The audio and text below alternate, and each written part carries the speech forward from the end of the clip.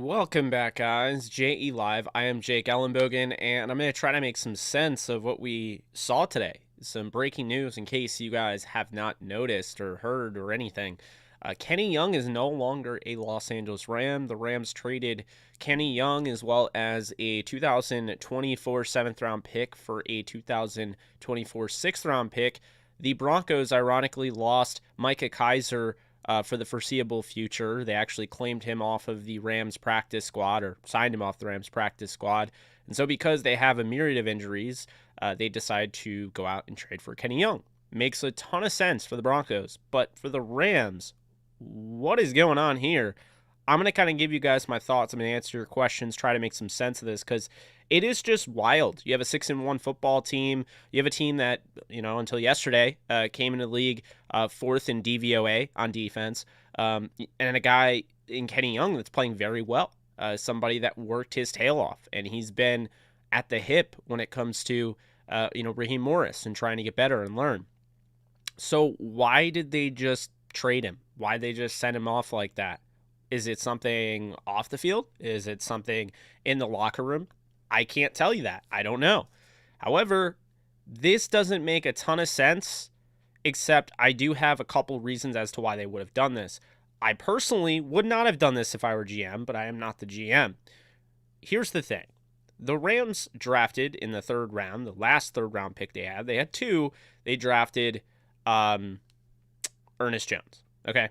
So Ernest Jones here, he has kind of been trying to fit into this role, right? I thought coming into the year he was going to be the starter. As you guys know, I thought it'd be him and Travon Howard. Instead, they went with Troy Reeder and Kenny Young. Kind of surprised me. However, Kenny Young's played some pretty good football this season. So, it's kind of hard to believe that all of a sudden I find myself sitting here like, why would you trade Kenny Young? Because had this happened last year, I would have been like, all right, it's weird, but I don't hate it, Now, I kind of hate this. I'm not going to lie, because this is also an incomplete grade for me because we don't know what comes up after this. We don't know if there's going to be another trade. We don't know what comes up. All we know is what we've seen, what we've heard, what we've seen, thrown out there by Jordan Rodrigue of The Athletic. Basically, the idea is that they wanted to get Ernest Jones more playing time, and they wanted to save some cap space. We don't know what that involves. We don't know if it's a trade. We don't know who the trade could be if it is a trade. But we just know that right now, the plan going forward is that Ernest Jones, number 50, the 3rd round pick, is going to be the starter for the Rams next to Troy Reeder. That's what we know as of right now. We don't know anything else. So we're going to do what we do best here. Try to make some sense of it. Speculate a little bit. Add some knowledge. Things like that. Add things that I know, add things that you know, kind of bounce off ideas.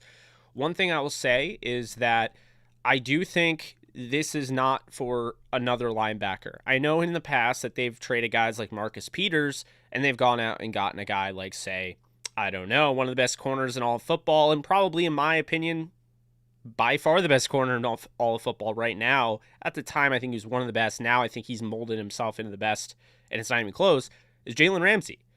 But I don't think it's that type of trade.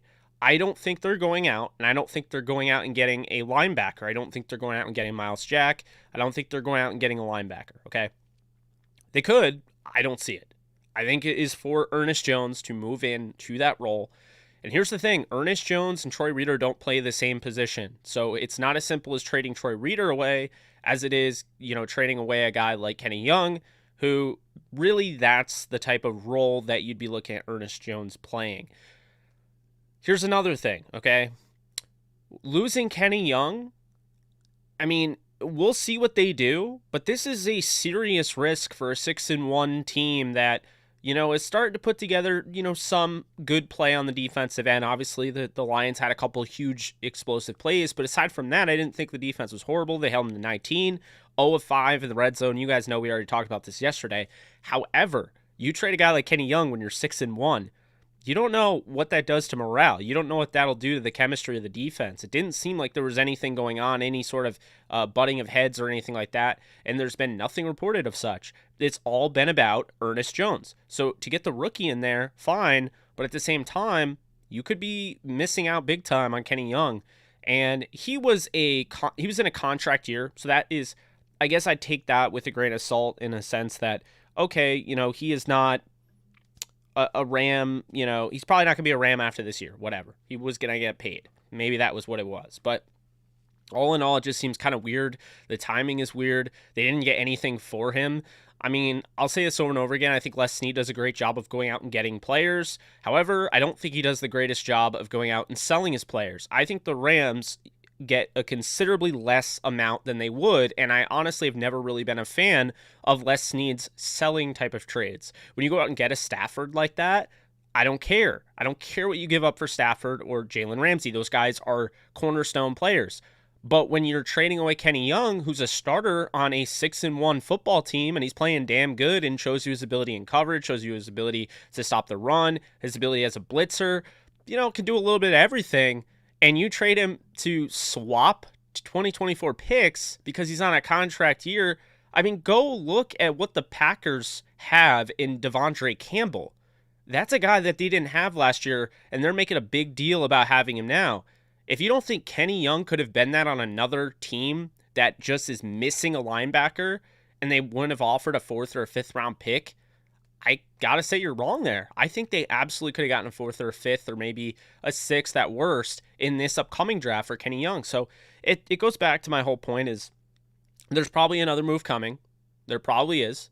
But what it comes down to is I don't think Les Snead does a good job of selling his players. I think he does a good job of going out and getting guys, and I think we kind of incorporate that as to, F them picks, but not F them picks. How about go and actually sell your players for the right value? I never feel like they get good value for that. So what's coming, guys? Because I know people are asking. We're almost at 100 views, so really appreciate you guys there over on YouTube. We're at 10 on Facebook, and then I have my lone wolf over there, probably Roy the Wolf, on Twitch. So what's going on? What's next? What comes after this? What's the story here? Well, I will say this. I don't think that the Rams are done.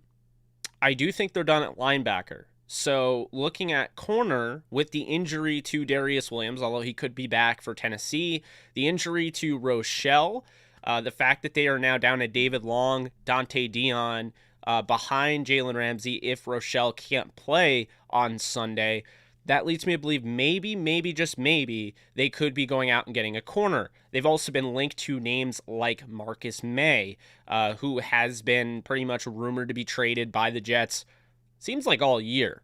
Marcus May is a hell of a player, very talented safety, arguably top 10, maybe a little bit outside of that. Hard-hitting safety, good ball skills.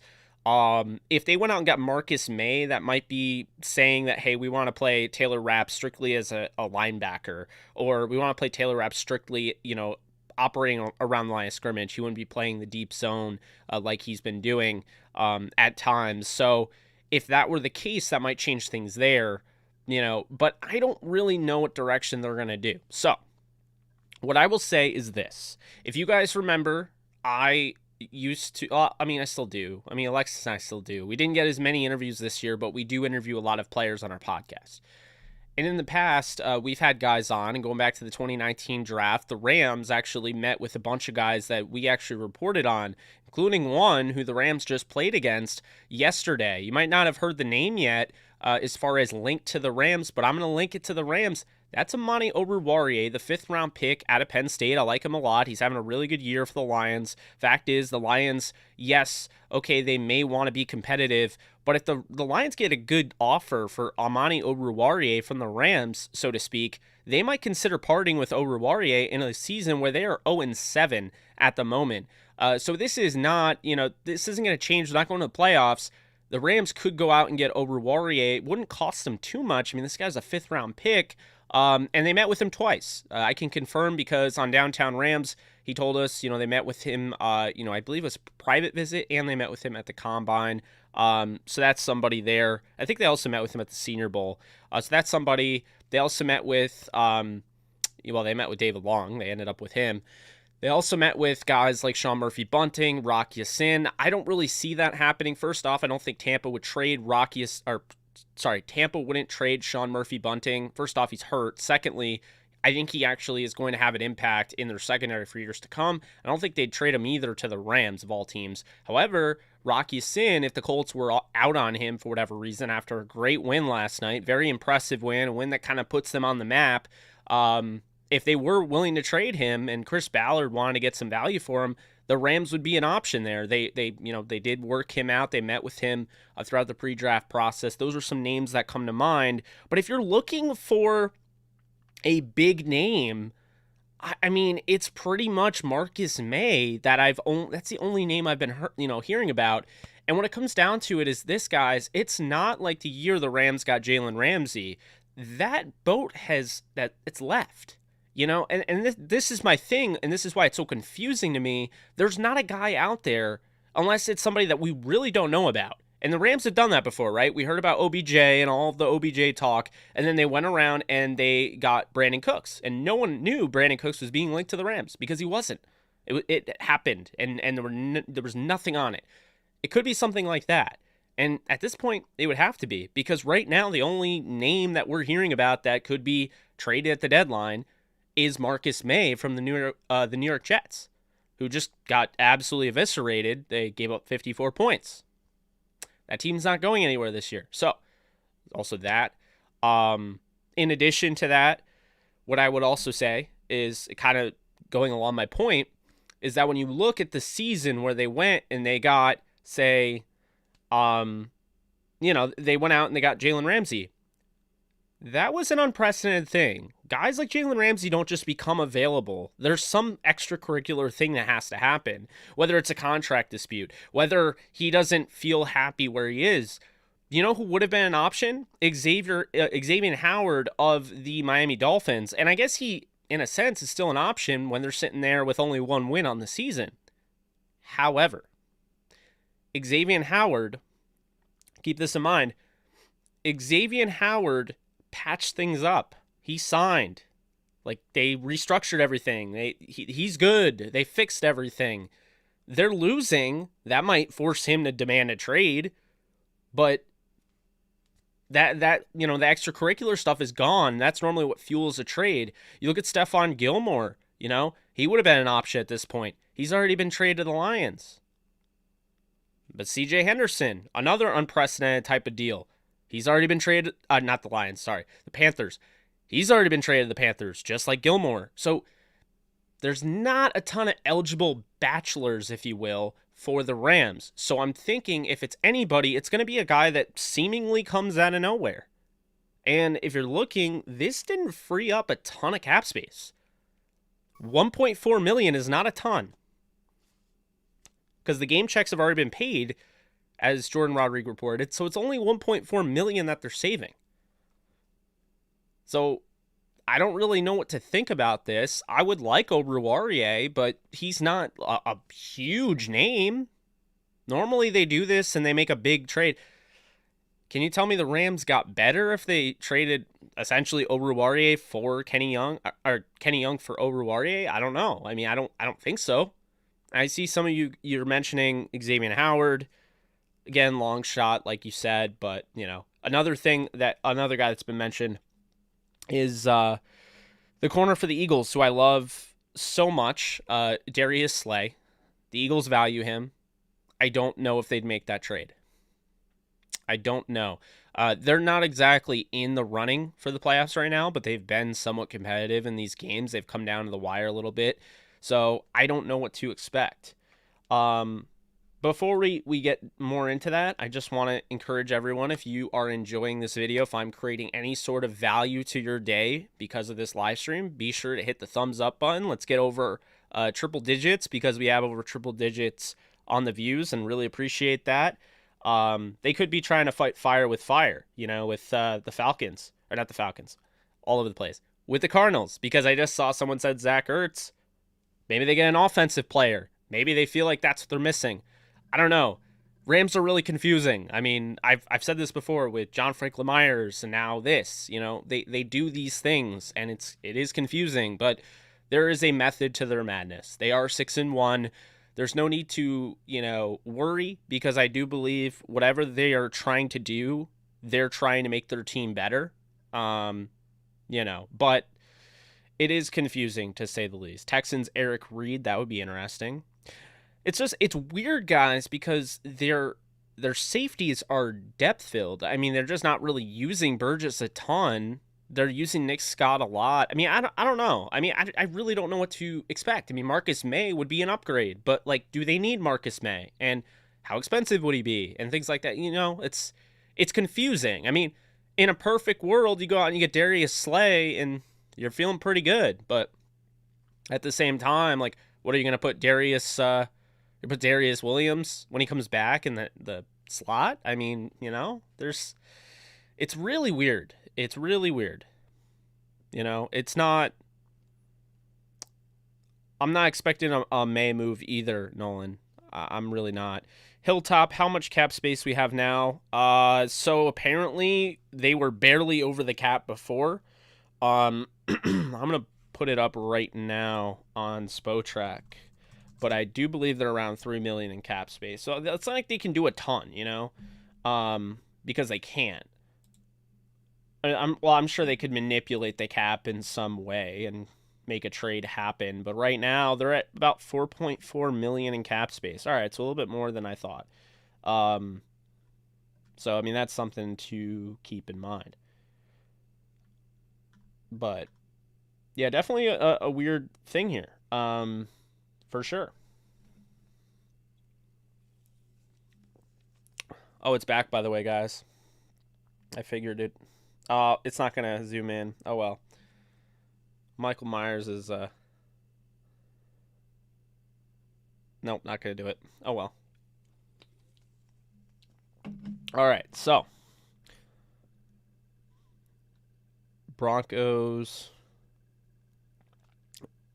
Rams have 848K of dead cap in 2021. So, yeah.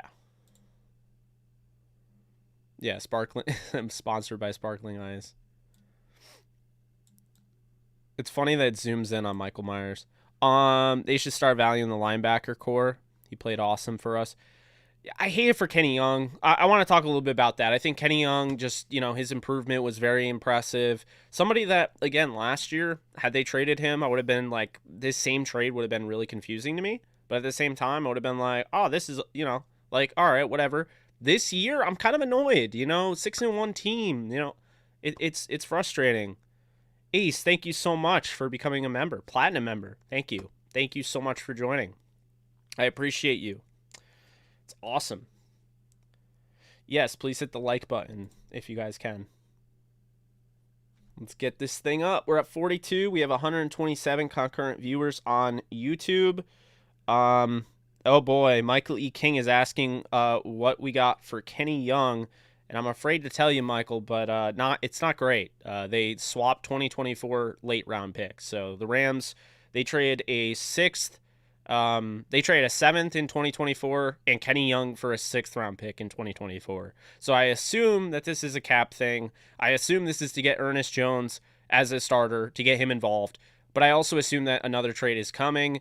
Although, I don't know how big it's going to be. I don't think it's going to be a Jalen Ramsey-sized trade. I think it could be a guy like Amani Oruwariye of the Lions, playing on a team that's not really going anywhere. They try to capitalize a young player that maybe you get him in case, you know, there's some insurance to Darius Williams. But, you know, I just... it's tough. I'm not going to sit here and pretend it's not. And I'm also, as you guys know, I'm going to keep it real with you. I'm not going to sit here and be a homer for the team because I'm wearing their cap or, you know, because this is the 85% Rams channel. I'm not going to sit here and lie to you about how I feel. I'm not happy about this. I'm really not. But it's more of a wait and see. I can tell you how I feel right in this sense. I can tell you what makes sense. I can tell you what doesn't. I can tell you right now, this doesn't really make any sense for a 6-1 team, especially a guy that's playing well. But... yeah, definitely upsetting. He is in a contract year, so, you know. Yeah, it's tough. What's up, David, on Facebook? How you doing? Darren, I do think another trade is coming. Yeah, Michael's not very happy about it. I don't blame him. I don't blame you guys for not being happy. I mean, I try to do my best to entertain everyone on here and give them the information they want and to have some fun. But on top of that, we're dealing with a topic that doesn't make everyone happy. I think Kenny Young embraced the fan favorite role. I think he became a fan favorite. You know? I think the only reason people weren't going out, rushing out to get his jersey and things like that is because they weren't sure he was going to be on the roster next year because the Rams don't sign linebackers. But, yeah, bummer. But on top of that, I just don't really understand. 6-1, playing well. Like, for people saying, well, they weren't going to bring him back, why would you trade him for a 2024 swap? I mean, that's, like I said, I don't think Snead does the best job of selling his players to other teams. I've never thought that. They always give up too much. They can never get extra picks, if you notice during the draft. Their trades are always done so annoyingly because they never get extra picks. What they do is they swap all the time, and it doesn't even make sense. So it's frustrating for sure. Yeah, I hear you. Chance we move Reader on defense and fill his position from a team. Reader's probably going to stay in the starting lineup. They do like Reader. Reader did play arguably his worst game of his career yesterday, but I do think Reader's had a solid season. I don't think Reader's as bad as most people think, but I'm not happy with this trade. Kenny Young was playing well. He played a pretty good game yesterday, but I don't know. It's frustrating for sure. Very frustrating. Stopping the run, yeah. Yeah, I mean, that's the hope, is that need Myers to show up at Les Snead's house. Oh boy. Yeah, that exactly though. It's honestly kind of insulting to Kenny Young probably, because it's like, I mean, here he is. He thought he was part of this Super Bowl team, and then you trade him to a team like the Broncos that are last place in their division. They're feeling really like they're not feeling great right now. I'm gonna say this, this will be kind of funny because I don't know what to say. But it's like, this is such a gift. This is a gift for the Broncos. Kenny Young, according to one of the Broncos beat reporters, is expected to start this Sunday for the Broncos. This is such a gift that it makes me wonder. I mean, I'm just kind of kidding here, but kind of not really. You'll get my point. It's almost as if like Raheem Morris is gone, right? He's going to go and become a head coach after this year, and Sean McVay is trying to kind of do right by Vic Fangio before he gets fired. So he's throwing him a bone in hopes that Fangio comes over as the defensive coordinator next year. I don't know what else to say. I mean, it's really a dumb trade. If they don't have another, subsequent like roster thing, this makes no sense. Just doesn't. I'm not going to sit here and lie that it does, So it's so weird. It's just one of those things where it's like, whereas Zeke asked, you think we could pull off Miles Jack? I don't see that happening. I really don't. I don't think the Rams are going after a linebacker. I think if anything, they'll probably, promote somebody to be like that depth guy, or they'll use Taylor Rapp or Terrell Burgess. Like, I don't see them going out and getting like a Miles Jack, because they just don't value that position the way other teams do. It's just frustrating because if you're going to trade Kenny Young, to act as if other teams that are desperate for linebacker help, like, you want to tell me the Giants wouldn't have gotten Kenny Young? The Giants need Kenny Young. I bet you the Giants are still in it. They won a very impressive game against the Carolina Panthers. They dominated that football game. You guys know I've been saying they're banged up with injuries, but Saquon will be back soon. This team is competitive, and Patrick Graham's defense, very good defense, but they lost Blake Martinez in the middle. If they went out and got Kenny Young, that would have made a lot of sense. I don't understand how you trade Kenny Young for a pick swap in 2024. That's what I don't get. Because in 2024, I mean, like, I hate those trades. I really do. So that's the biggest issue I have, is that I feel they could have gotten more for Kenny Young if they were going to trade him. And I feel like if this was all about that he wasn't going to sign next year and you just trade him to get a move up a pick in the freaking 7th to the 6th round in 2024, maybe you should have just kept him. Because all this did was, oh yeah, now Ernest Jones can play, but now you have, you know, you lost somebody that was a starter. And on top of that, depth. Where's your depth at linebacker? You have 3 linebackers on the roster right now. You know? So, yeah, it's very frustrating. I'm not going to pretend it's not. I'm just not. And you know what? Shout out to Kenny Young. Appreciate you. Very big contributions for the Rams defense and gotten better. And this was the guy they got for Marcus Peters. You know, he was the throw-in. You know why they got him? Because they were paying Jared Goff all that money, and to get, you know, acquire starters or acquire potential starters for that cheap, that's saying a lot. But that also brings me to my next point. He's cheap. It's not like you saved $8 million in cap. It's not like this is Jamie Collins. It's not like this is Stephon Gilmore. You saved $1.4 million. I don't know. I don't. It's painful. What's up, Scott? Who are your top 5 players you'd want the Rams to pick up after this trade? It's tough because I really would have just rather had them not make this trade. But, I mean, I'd like Xavier Howard as my number 1 if that was possible. But I don't know. I don't know what could be possible. $4.4 million doesn't give you a lot of room. It's not like you're the Colts. Like, right now, I think the Colts have $70 million in cap space. Like, the Colts could make any trade they want right now. But I don't know about the Rams because they only have $4.4 million, according to Spotrac. It's not an amazing trade by any stretch for the cap, and they didn't get anything in return that makes me go, okay, that's cool. It's not like they, you know, recouped picks that they gave away for Stafford, you know, or they gave away for Sony Michel. That's another thing. They didn't even recoup picks that they traded for Sony Michel. Keep that in mind. I mean, it's painful. Let's see. Micah Kaiser was cut and now trade linebacker Kenny Young for basically nothing. I don't get it.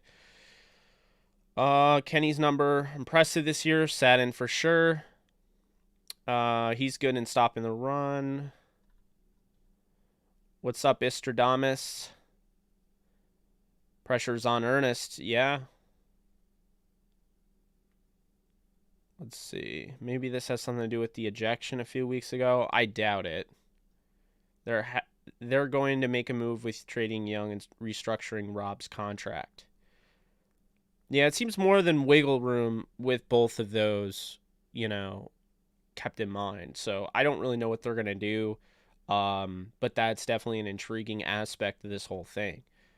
And I'm following, guys, while we're on here, while we're talking. I am following to see if any news comes up. Appreciate you guys all in here. We have almost 200 people. Please thumbs this thing up. Let's like this. Tell everyone on YouTube, or tell YouTube, the algorithm. Let everyone know that you enjoy this video. You are a Rams fan, or you're a fan of Kenny Young, or whatever. You enjoy this. It'll send people this way. So please hit that thumbs up button. Let's get us over triple digits. Would really appreciate that. Literally just looking at rosters of who we could trade for. Smash the like, people. Thank you, Peo. We're all confused, mad by this trade. Rams do things unconventional. Masanori, I agree with you. I mean, I love this team, but I hate this team at the same time. And I don't actually hate this team, but they do things like this that unbelievably frustrate me. This is like John Franklin Myers. Why are you cutting John Franklin Myers to keep Tanzel Smart? This is honestly up there with one of those things. It's not like signing John Johnson III in free agency when you know he's going to be expensive. I can understand that. It's not like Corey Littleton. He was going to be expensive. I understand that. But it's you have something there, something with potential, and instead of exploring how well this could go moving forward, you can it. I mean, it's even worse with Franklin Myers, in my opinion, because he was a 4th-round pick, and you just kind of sent him to the gulag for Tanzel Smart, and, I mean, all you need to know is Tanzel Smart's on that practice squad for the Jets, and John Franklin Myers just got a big deal. So, yeah. Yeah, 77 likes. Let's keep it going. Thumbs up, baby.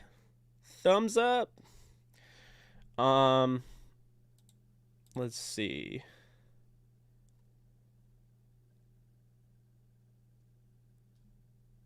I'm trying to find if there's anything new.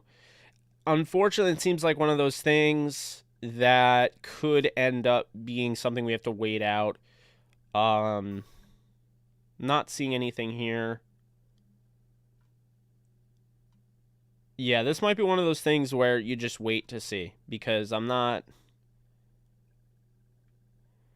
There's nothing on it. It's really unfortunate. Who do you guys want? Who do you guys think...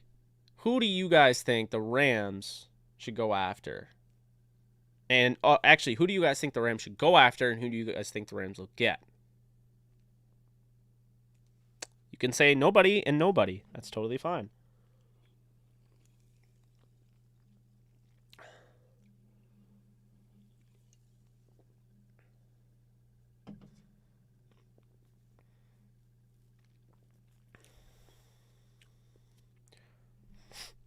If you could please stop zooming in on Michael Myers and creeping out my audience camera, that'd be great. I have a legit fear this was a move just to sign practice squad guys and nothing will happen. Snead is saying to Snead, what are you doing to me, man? Just like with Goff, give up mid-round picks so others cover the money. Honestly, Roquan Smith, but it sounds like it could be Miles Jack. I don't know, though. Yeah, but Roquan Smith, if you're the Bears, you don't trade a guy like Roquan Smith. I mean, he's one of the best linebackers in football, and he's super young, and he was a first-round pick. You know, that doesn't really make any sense. Xavier Howard on a one-win team, you know, I think it's going to be a corner. I mean, personally, I wouldn't. I mean, it sucks now because you already traded Kenny Young away, so it's like I almost feel like you have to say you want to trade, but I don't know. I don't know where they could go on this. It's definitely something, you know, you have ideas in your mind about what could happen, but I mean, it's dumbfounding, honestly, you know.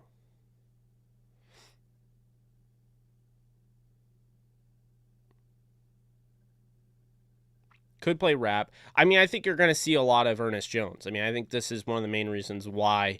That's what we do know. There's a lot of talk about Ernest Jones.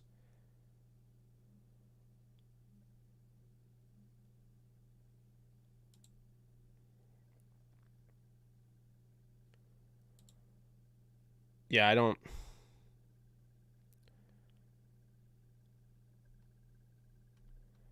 So here's an excerpt from Jordan Rodriguez's article. But sources indicated that the front office and coaching staff want to get rookie inside linebacker Ernest Jones, who flashed big potential in the preseason on the field more, and he projected into a similar role as Young. Jones was the Rams' third round draft pick this spring, and a top choice of some in the front office at that pick point. So, yeah, I'm not... Trading Young is a surprise move on the Rams' part because Young earned the starting role at their middle linebacker spot when in a 5-1 or 6-1 front, something they like to utilize. Yeah, it's confusing. I just don't really know what to think. I mean, obviously there are guys that, you know, you would not mind seeing Xavier Howard, would not mind seeing Kyle Fuller. I just don't know how realistic those options are. The Rams don't have a ton of cap space. That's a big thing here. James Bradbury would be awesome, but James Bradbury, like I said, I think the Giants would have made more sense. Oh yeah, that's right, Roseboom. Yeah, he's now gone. That was great. Definitely can't use him, right?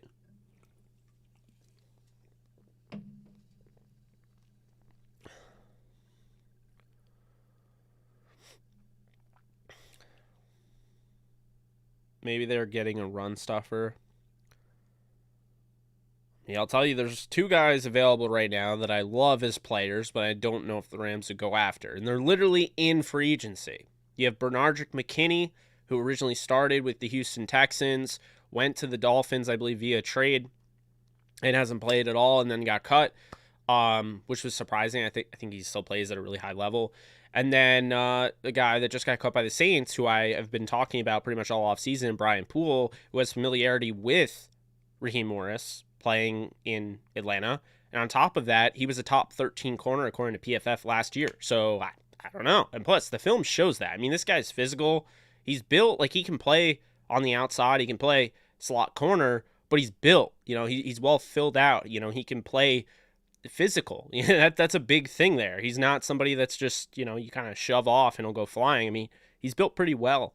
So, you know, those are the two guys that I really like in free agency right now. I'm not really sure what they would do. You know, maybe Odell Beckham Jr. I don't know. I have no idea. I don't know if this is fueled by the Cardinals going out and getting Zach Ertz. I don't know. I just, regardless, I don't think the trade is going to be good magically. I don't think the trade was good. I don't know. I don't care if it goes into a bigger trade. The trade you made was not good. You only moved up. I mean, they gave up more than the Ravens did.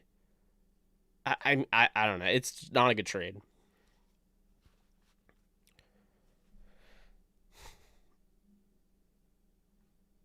Yeah, I don't know if Slay would be that. I mean, I like Slay. Would love it. What if we drafted Jeremiah Wusu? Koromoa was gone before Tutu Atwell.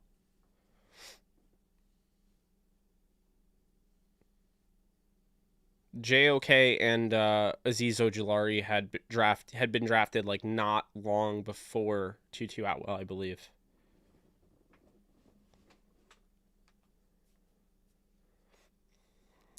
Would we gain any cap with this trade? They have about 4.4 million.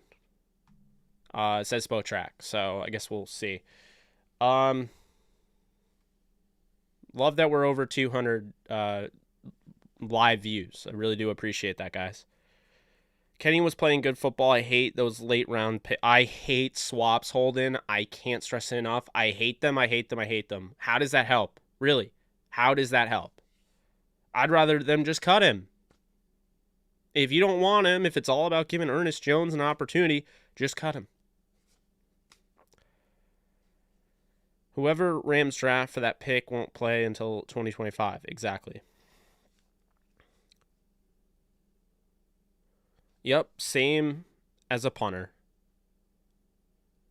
Because swaps are pointless when you're the one giving up the value. You're giving away a guy that essentially can start immediately for you. He's going to be starting immediately on Sunday for the Broncos. You're giving away a guy that's starting immediately, playing at a high level, and for cheap to swap 6th and 7th round picks in 2024, not even this draft. Awful. Just came in the stream. Who do you actually think they will pursue before the deadline?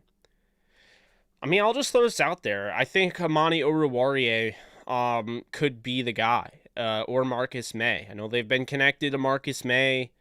Maybe they want him. They want to use Taylor Rapp more underneath, so they need May in the deep secondary, whatever. They need him to actually play safety. They want Rapp as more of a pseudo linebacker. Has played more safety this year than that. Maybe that's it.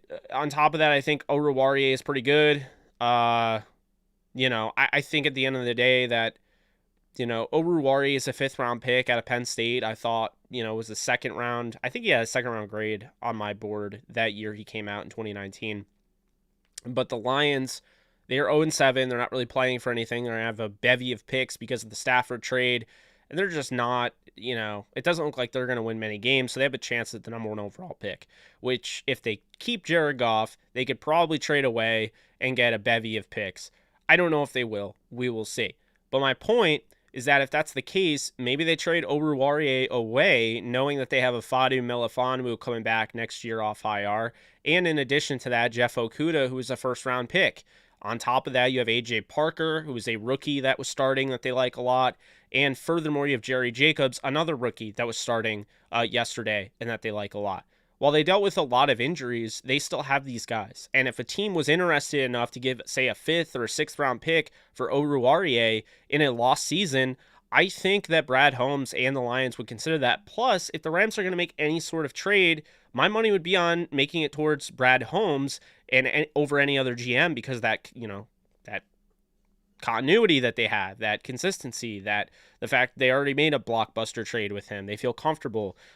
Snead always trades with the same type of teams, the same type of GMs. Notice the Rams are always trading with the Falcons, a team that Les Snead was with. They traded their 31st overall pick to trade down and take Taylor Rapp. Notice that they traded for they traded with the Broncos, a team that they've had a connection with because of Wade Phillips and because of Brandon Staley, and they got Justin Hollins and they picked up Micah Kaiser, like that type of deal, right? And then the Patriots as well, they've had deals with Brandon Cooks, and so they've also, keep in mind, the Rams had to trade up to get Darrell Henderson. They did that with the Patriots. So there's like the same teams are constantly trading with the Rams. And so if you're in that mix, it's kind of easier to pinpoint. The Rams have also traded with the Jaguars a bit. They've traded with the Titans.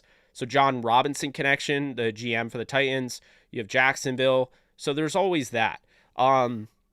I think I feel more comfortable saying that if I had to pick one player, I would probably say Oruwariye, because he fits a need, I think, at corner. First off, they could add depth. Oruwariye wouldn't come in and necessarily be the go-to guy if Darius Williams and Rochelle were healthy. However, I think he would be ahead of Rochelle on that depth chart this season, and I think it would help them. I don't think that they were ready to lose Troy Hill, because if you remember, the Rams offered Troy Hill a contract similar to the one that he got in Cleveland, and he just chose to go to Cleveland. He wanted to play for the hometown team.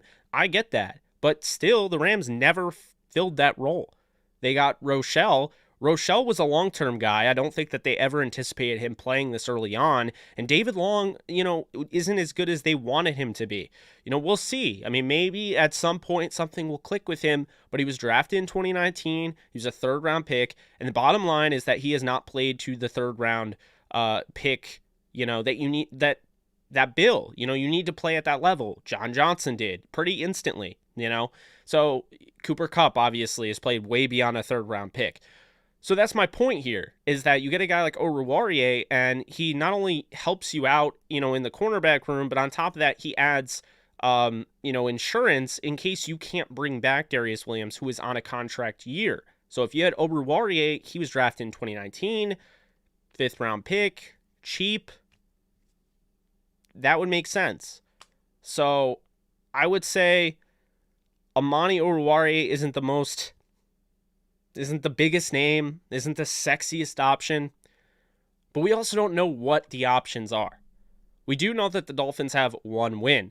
We do know the best player that was linked to the trade market at any point during this year has been Deshaun Watson, and the next guy was arguably Xavier Howard. We just don't know if Xavier Howard's available. And I think what it comes down to is this. If Xavier Howard does get traded, the Rams could probably trade David Long, because he was originally a third-round pick and a pick for him, but it would probably cost them a hefty package. They'd probably have to give up another first, whatever. Rams have shown they're not, against that, but you have to keep in mind, it's not going to be a third-round pick for Xavier Howard. Maybe with the contract it would be, but in all likelihood, it's going to be a first or second, and probably other things on top of that.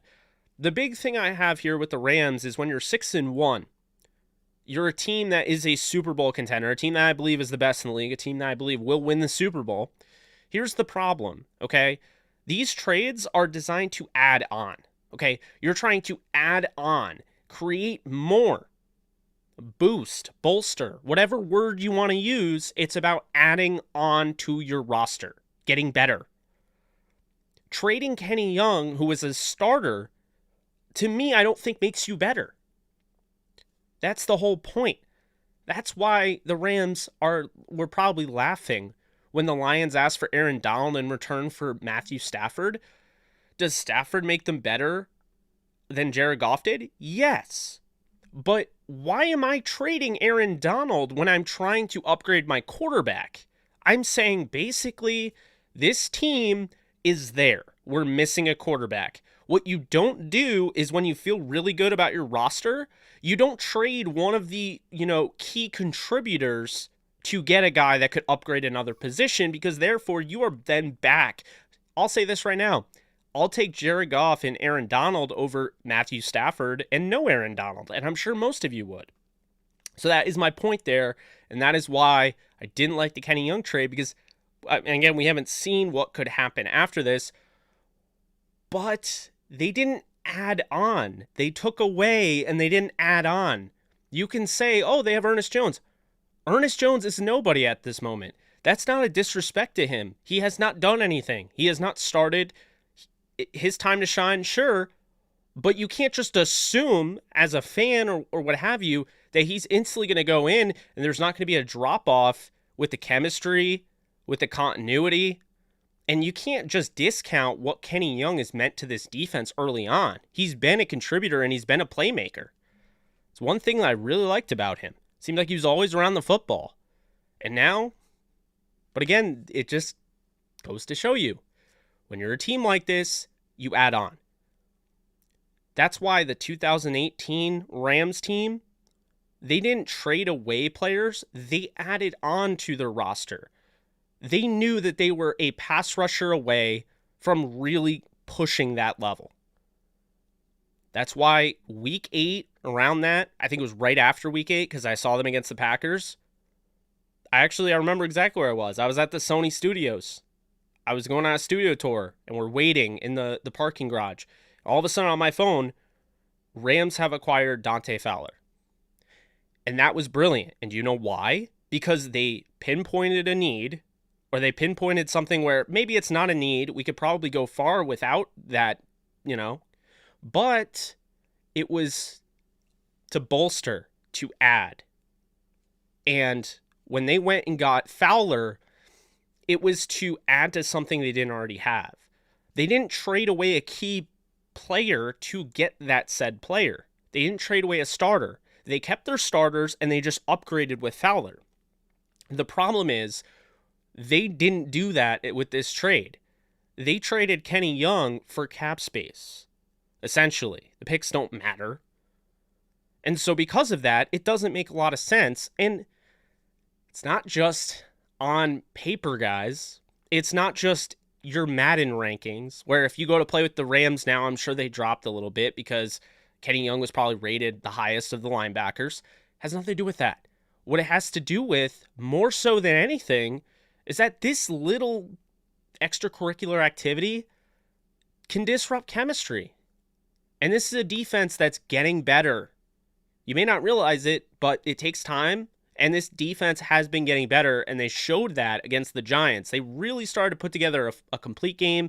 Then yesterday, despite all the wackiness, despite the special teams miscues, despite the fact that this defense was put in a tough position and only gave up a few explosive plays that made it look worse than it really was, they only gave up 19 points, and they basically held the Lions to 0-5 in the red zone. This defense has been getting better. Don't care about the yards. It's all about the points. This defense has been getting better, and to all of a sudden make this drastic change at a spot where the guy's playing well and succeeding doesn't seem like the best idea. It doesn't. That's all I'm saying. So, I just think it's definitely painful. It's not I don't get the great feeling of Dante Fowler Jr. I'm a little concerned about that. I'm not worried because I still think this Rams team is the favorite. I think they're the best team. But we're going to see how big of an issue this creates. And if it creates an issue, make no mistake here. If this creates an issue here, the Rams have nobody to blame but themselves. Because essentially, that would mean that they, instead of, the idea, if it's not broke, don't fix it. They decided to create an issue out of thin air because of cap space for next season. You can look ahead a little bit. I get that. But, I mean, do you know how many times that they've gone out and they've gotten a guy that has a 1-year deal, 1-year expiring deal, because they are just trying to win now? We always hear win now. Tell me how much of a win now move it is to get rid of a guy that's playing really good football right now at the linebacker position and to play a rookie. Tell me how win now that is, because that doesn't sound very win now, guys. Just saying. Not sure if possible, but would love a film breakdown of Ernest Jones since he'll be stepping up. Would love one too. He just doesn't play enough. So I don't really have a lot of. I already put I did the film breakdown of his college tape. But I don't have really much to go off of in his, in his NFL career so far.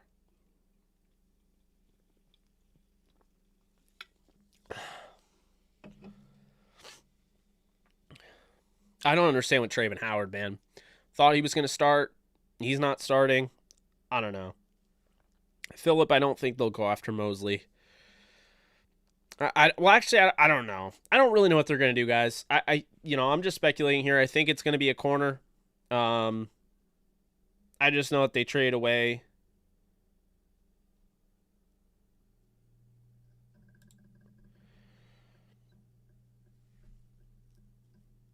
And there's always one guy. Some guy just tweeted at me, I take it you have no respect for the Rams' ability to evaluate talent. Quite the opposite, actually, because they evaluated... This is what I laugh at, by the way. When people say stuff like this on Twitter, they come at you and say, trust the coaching staff, or trust the Rams, or you're wrong. Did the Rams not make the trade for Kenny Young? Did their pro scout not make that evaluation? Make the decision to relay to Les Snead and company to trade for Kenny Young? So in turn, am I not giving them credit for actually finding Kenny Young? Same thing with John Michael Myers. Look at him. Am I not giving them credit for finding the diamond in the rough and drafting him in the 4th round? That's why that doesn't work. Because if we're constantly going to, criticize people for, having the gall to stand up to their favorite team and say, look, I love this team, but I'm not a fan of what they did. If we're going to do that, then why are we not going to understand that they're also, at the same time, giving them credit for originally making the right decision? The Rams made the right decision to trade for Kenny Young in the first place. So I'm basically, it's a double-sided thing. Yes, I'm critiquing them, but I'm critiquing them because they did right by the team. They went out and got Kenny Young. They got a cheap linebacker who played at a high level. He developed. He got better when you didn't have a quarterback on a rookie deal. I just don't understand that. What, guys, when they had Jared Goff on a rookie deal, that is why they were able to get Ndamukong Suh. That's why they were able to make those trades. When they signed Jared Goff to that deal, they had to all of a sudden go after the bottom of the barrel, so to speak. Go after and find these guys and be creative, and that is why Kenny Young came to play. Keep this in mind. Matthew Stafford is still on an expensive contract. He's not on a rookie deal. He will be on it next year. That's the end of his contract, and we'll see if they extend him. I imagine they would. But that's my point here, is that this is not a rookie deal. This doesn't make it easy to facilitate a trade for a superstar or sign a superstar. It's not that easy. And so when you have guys like Kenny Young, despite the fact that his contract does expire at the end of the season, you keep him. But on top of that, if you're going to say, well, his contract expires at the end of the season, but then also tell me, well, they're trying to win now. Explain to me how trading Kenny Young is a win now move.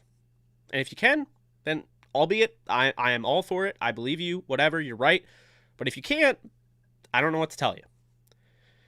So that's my thing there. At this point, I'm giving you all of my thoughts on this. I'm trying to give you some, kind of well thought out content and try to explain my take. But I'm also still having a hard time processing how stupid this trade is, because it's just not a good trade. It doesn't get better because they made a different trade. You can say the different trade happened because this facilitated because of the, how much cap they saved.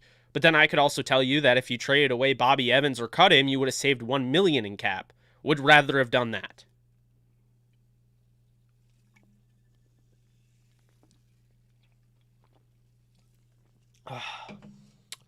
Yeah. Jake is the Tucker Carlson of the Rams.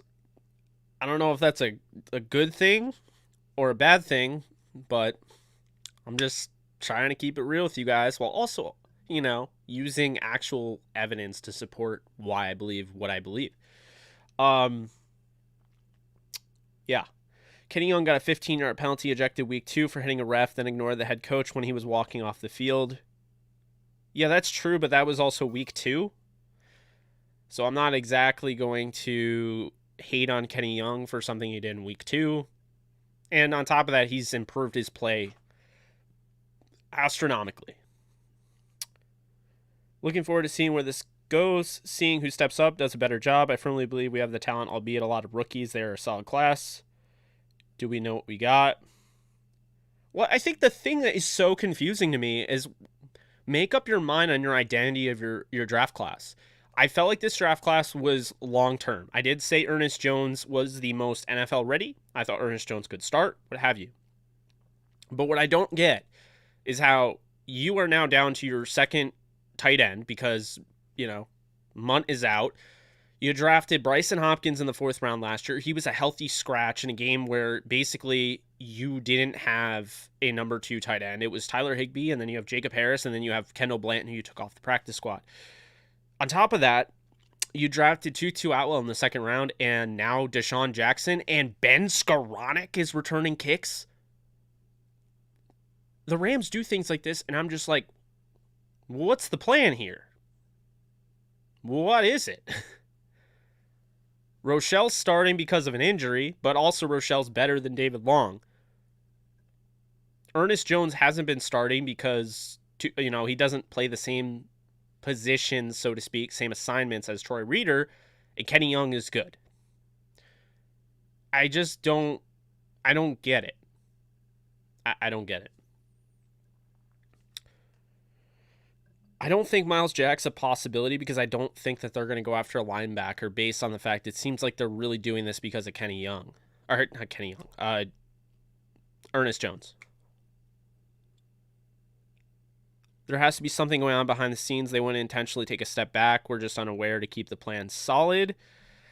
I don't know. I really don't know. He's been getting a lot of good praise, and a lot of what was said is basically this guy really worked his tail off. And he had a meeting with Les Snead before the season and said he was all in. He was buying all in. He was attached to the hip of Raheem Morris. He just wanted to get better and he wanted to start, and he worked his tail off, and he did. And that's all I kept hearing is that him and Troy Reeder really just went to another level this year in the offseason. Their preparation was unmatched compared to the year prior. And on top of that, Kenny Young was starting to really show it on the field. I don't know. And those explosive, those game-breaking plays, the one he had against Cam Newton, the pick 6, I like him on the field. I was considering, I know they never signed linebackers. I was kind of hoping they'd consider bringing him back. And again, fan favorite. I really don't think it's a locker room issue, though. I got to tell you. I think it's, yeah, find someone that loves you as much as the Rams love Ernest Jones. The Eagles are trading Joe Flacco to the Jets. This apparently was just broken. The Jets' 22 6th rounder can possibly be their latest 5th rounder based on playing time. Jets trading a conditional 6th round pick to Philadelphia that can possibly become a 5th on playing time for Joe Flacco. I mean, what? You could potentially get a 5th round pick for Joe Flacco, but Kenny Young, you got a 2024 pick swap? This is what I'm talking about. This is what I'm talking about.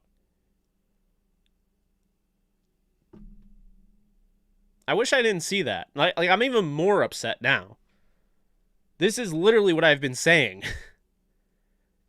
Snead undersells. We're due for one of our unforeseen, now foreseen crazy splash trades. Yeah, it seems that way. Oh, sorry, Chantry. Yeah, they swapped the 7th round pick in 2024 for a 2024 6th round pick. Trevor, I agree with you. It almost has me laughing at how bad this trade is. I mean, it's not even like the Rams didn't get a player in return. They didn't get a player in return. They literally said, hey, Kenny Young, we appreciate you. We know you've been starting for us. You started 7 games for us. You've played your best season.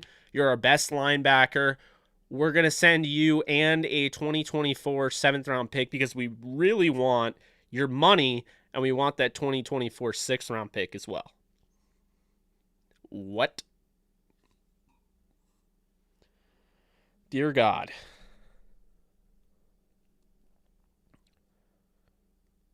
Any thoughts that the NFL is scripted yet? No.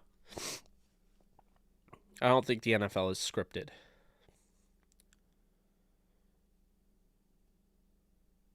Who is the best linebacker we could possibly replace Kenny Young with? I mean, Ernest Jones is going to replace him, so probably Ernest Jones. I don't know. I kind of feel like Trayvon Howard didn't get a fair shake. I mean, they kept talking about him, and I don't know. It just feels weird to me. I thought he was going to get more of an opportunity.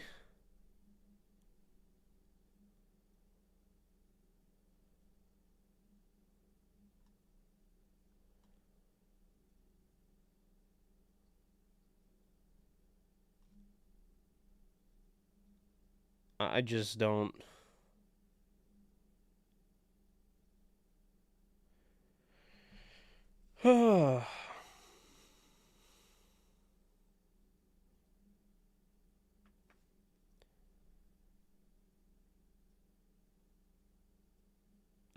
Wow.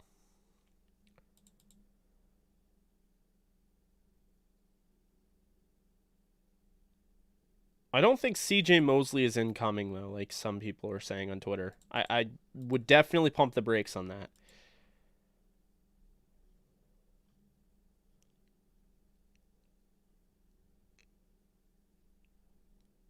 Yeah, this is just, this is...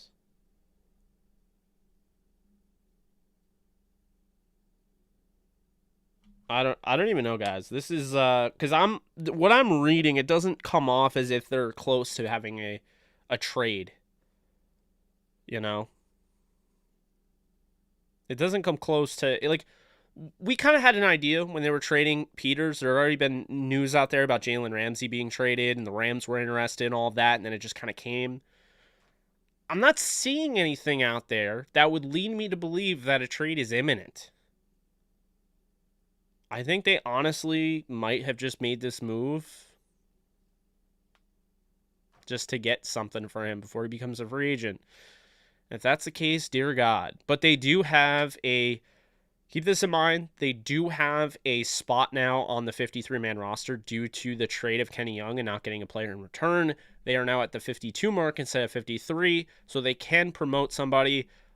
They could promote Kendall Blanton, who was elevated from the practice squad because they do need tight end depth. They could promote really anybody on the practice squad. They could sign Javian Hawkins if they feel they need another running back off the practice squad. They could sign Jake Gervais, who they brought back onto the practice squad as the backup linebacker. You know, they could sign one of their corners on the practice squad. They can sign a safety. I mean, they could really do any of that. Or they could sign, a veteran. They could sign Brian Poole. They could sign Bernardrick McKinney. I mean, to me, if I were the GM right now, first off, I wouldn't have done that. But if you gave me the GM role after this trade had been made, probably would have cursed you up and down for putting me in this position. But I would have also said, let's go out and get Bernardrick McKinney. So you get McKinney that way, because I wouldn't have done this. I don't think Ernest Jones is ready to take on this big of a role, and I want McKinney with that team. If anything, McKinney might actually start over Reeder. So maybe I have McKinney and Ernest Jones, but regardless, he is a free agent still, and I think he's a damn good football player as long as he's healthy, I would sign Bernardrick McKinney. Then on top of it, wait, is McKinney on the Jets? I don't know why. I never saw that. I'm going to check. He is on the he's on the Giants. Okay, never mind. It's about time he got signed. I didn't even know why he was available for so long. He must have just got signed. Anyway, then I would sign Brian Poole. It's that simple, okay? I'd sign Brian Poole. I'd play Rapp or Burgess and or both at linebacker. And no, Blake Martinez is after the year. So thank you, Silent Souls, for pointing that out. I didn't know he was on the Giants. So yeah, I would trade for Brian Poole. Or not trade, I would sign him. Do you think it is an upgrade if the Rams got May and moved Rapp to outside linebacker, forcing them to trade Young to make room under the cap? I couldn't tell you for sure. I like Rapp underneath. I like him to attack the football, you know. When he plays around the line of scrimmage, that's where he's best. So there's that. But yeah, I think if now there's a spot open, I would go after Brian Poole to play corner. Yeah, I like Blake Martinez too. Definitely a bummer on that part. I didn't know they got McKinney. Now I feel like an idiot, but I don't care that I feel like an idiot. I just want to get the facts right. So I appreciate you, Silent Souls, for pointing that out because I did not know that. I mean, looks like he was just signed. So, Jake, when do you think we will start to see Jacob Harris in some packages? If so, which scenarios do you think? Dying to see him play. Thought we'd see him this week. So I don't really know. But yeah, I mean, I'd like to see him as soon as possible. I really love Jacob Harris. I want to see him get an opportunity. We're picking someone up. There's no way we don't get anyone. Yes, Jacob Harris, please. Ernest Jones could practice in real game situations with bad teams we're playing against. That's coming up. Sign Brian Poole, trade for Kyle Fuller. Jake, do you think the Falcons could be in sell mode? Actually, I don't. The Falcons just got Russell Gage back. They're getting healthier.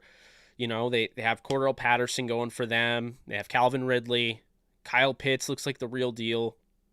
I still don't love their defense, but they did just win. And albeit it came down to the wire, I mean, keep this in mind, guys. There's going to be 2 spots available in the NFC. Here's my thing. Okay, so the NFC is very top heavy. If you look at the standings right now, there's either a team that doesn't have a win or doesn't have a loss, or there's 4 other teams that, you know, have 1 loss. So if you look at the NFC right now, it is the 7-0 Cardinals, the 6-1 Tampa Bay Buccaneers, the 6-1 Green Bay Packers, the 5-1 Dallas Cowboys, the 6-1 Rams, and then it gets interesting. 6 and 7 seeds. Right now, the Saints at 3-2. If they lose today, they're 3-3. At the 7th seed, the 3-3 Minnesota Vikings. Guess where the Falcons are, guys? They're at the 8th seed. So it becomes very intriguing here for the Falcons. They're not out of this. This is the type of, if you're not a top-heavy team in the NFC, that's a good thing because you can still make it in the playoffs with this new 7-team playoff that they started last year. Because of that, NFC being top heavy, it makes it easier for guys like the Atlanta Falcons, for the Chicago Bears at 3-4, the Carolina Panthers at 3-4, even the Seattle Seahawks tonight would be 3-4, San Francisco at 2-4, Washington at 2-5, Philadelphia at 2-5, New York at 2-5. All those teams are alive. The Lions are pretty much out at 0-7. So here's the thing. In the AFC, though, you start to look. It's going to be a dogfight because you have 5-2 Bengals, 5-2 Raiders, 5-2 Titans, 4-2 Bills, 5-2 Ravens, 4-2 Chargers, and then the 7th seed, the 4-3 Browns. Steelers have a bye at 3-3. The Patriots are 3-4 at the 9th seed. The Colts just had an impressive win last night, 3-4. They have the tiebreaker over Kansas City as well as New England. Kansas City's 3-4. Denver's 3-4. Then you have the 1-win teams, Houston, Miami, Jacksonville, and New York. they're probably all screwed. So that's going to be a dogfight between the 12 to 7, actually, the 12 to, we'll say 6 seed is going to be a dogfight. So the Broncos are still in this thing. They have one of the worst strength of victories, though, and they don't really have the greatest strength of schedule. So they kind of look at this as like they're 3-4. They have a ton of injuries at linebacker. They're trying to give themselves an opportunity. Makes total sense to go out and get Kenny Young. They are still in the race. So I don't think because of that, I don't think that they'd be going out and trying to trade Kyle Fuller away. So that's the first thing. The second thing here is that you look at teams that could potentially trade with the Rams. I think you're looking at Houston. Houston obviously makes a lot of sense because they are pretty much, not this week, but maybe next week, they're on the verge of collapse, unfortunately. I think David Culley has them playing tough. I think Lovie Smith is doing a nice job with that defense. But all in all, they're in a rough spot. The Dolphins here, they didn't expect to be 1-6. They've dealt with some injuries with Tua. You know, they had the whole big thing with Xavier Howard.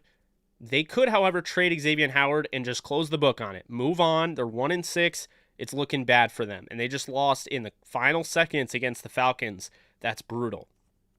The Jaguars, 1-5. They could be a team that wants to trade at this point. On top of that, the New York Jets, 1-5.